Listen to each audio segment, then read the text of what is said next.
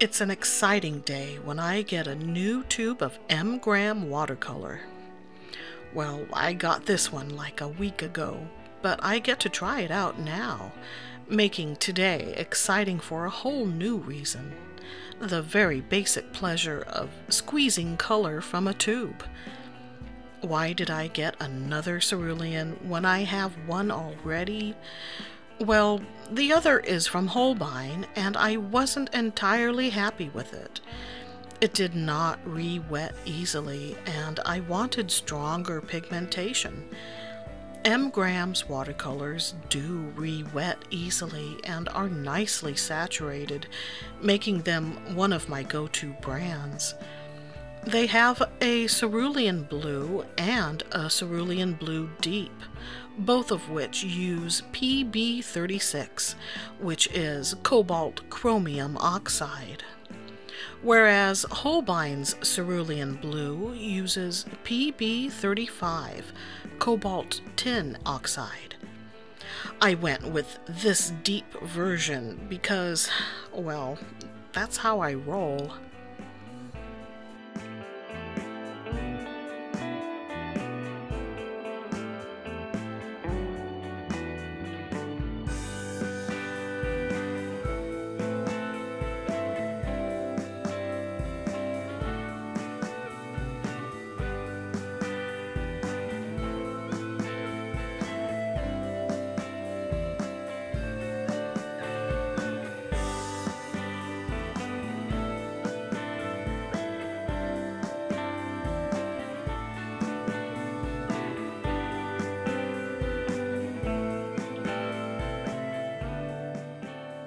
Right away, from the first stroke, really, I was glad I picked this one.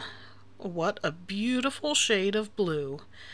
Normally, when it comes to blues, I'm all about the really dark stuff.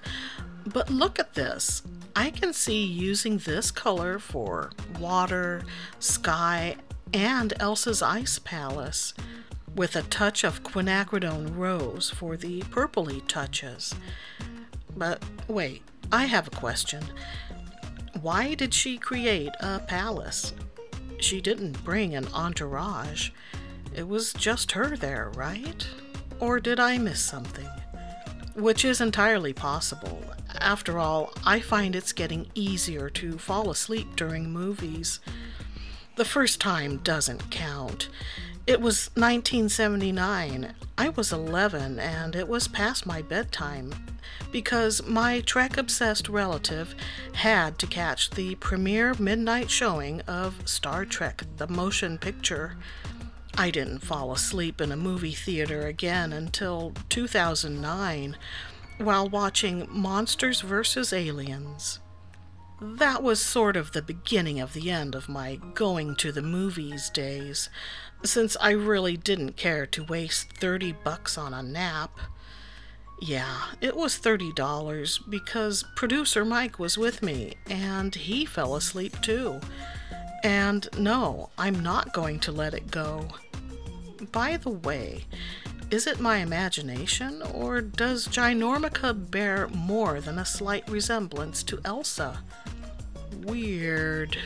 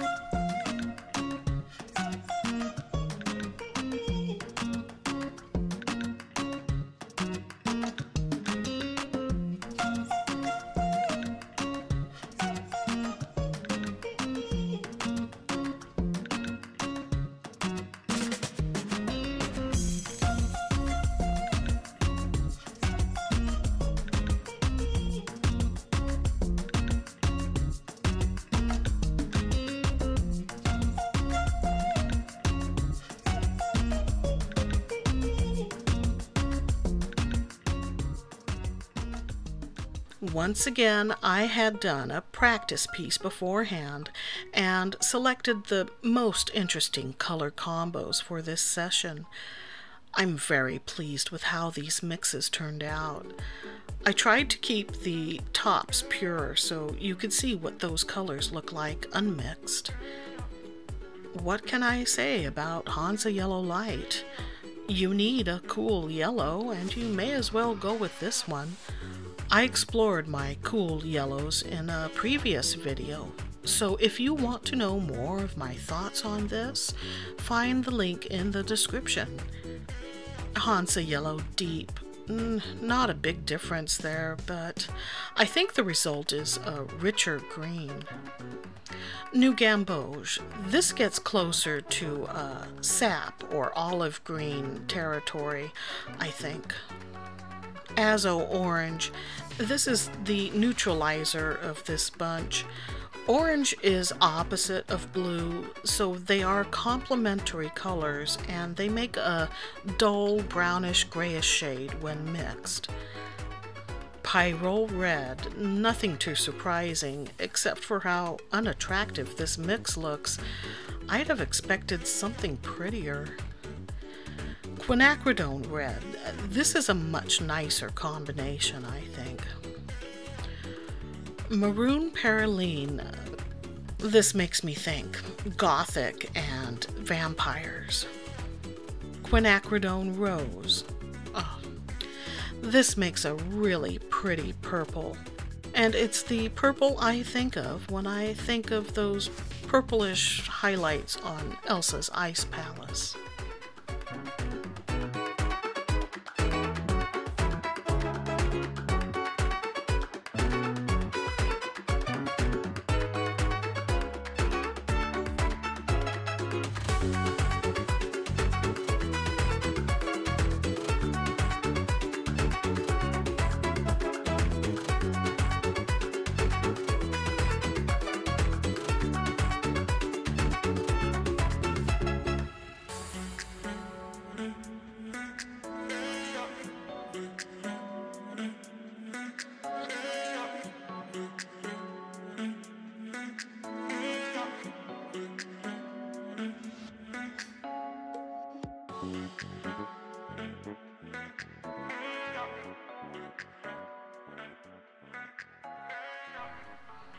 Perylene Green,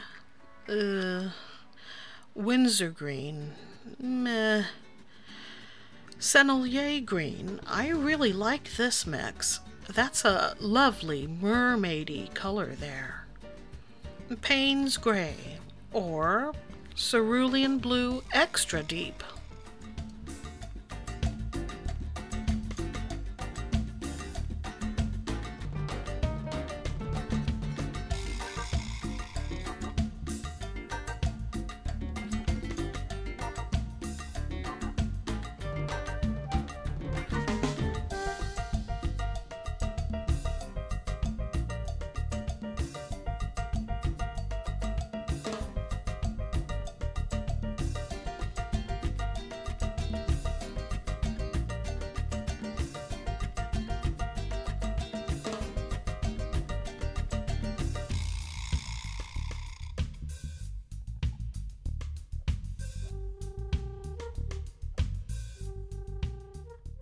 The snowflake painting is to show how this color layers.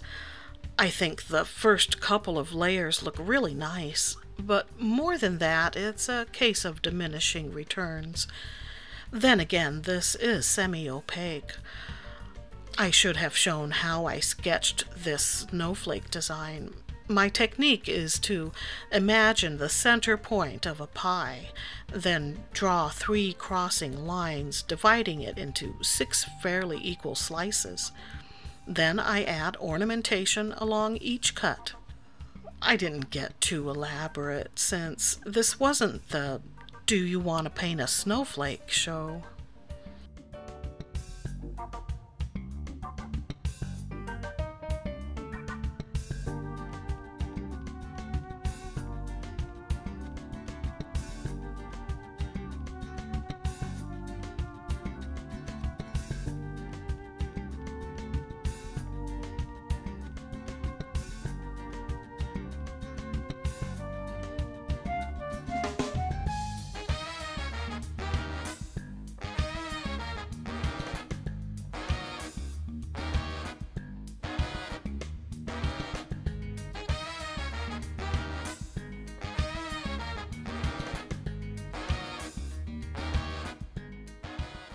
It feels like the first time in forever since I've gotten a new nail polish, or at least 4 months anyway. The color on my nails there was chronological order from OPI. That's Krona with a K. Yeah, I didn't get it either until I looked it up, and apparently OPI had released an Iceland collection a few years ago. The other color names weren't much better. Icelanded and OPI? That's what friends are Thor? Less is Norse? Check out the old gazers? I just hope they gave their creative team a much-needed vacation after that. OPI is what I consider a pricey brand, since it's more than $5, and I don't spend $10 or more on a bottle of nail polish. But this was gifted to me, and yes, I do like it. It's a very nice dark shade, similar to the brownish black from Boku Undo's Shadow Black set.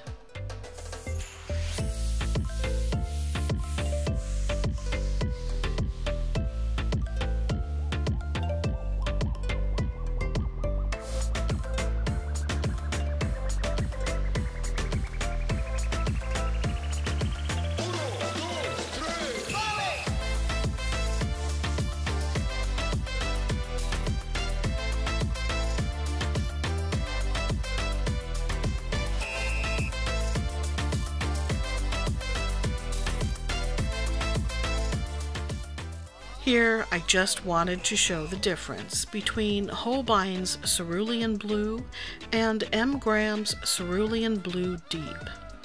Remember, these are different pigments. Holbein's is PB35 and M. Graham's is PB36. For a while, I was feeling sort of ambivalent about ceruleans in general, but now that I have this version, I'm more on board with this color. I'm happy to share this cerulean experience. I got to circle another color on my M. Graham brochure, and I got to replace a color I felt only so-so about with one I feel much more enthusiastic about. Until next time, don't wait for a big summer blowout. Stay artsy, my friends.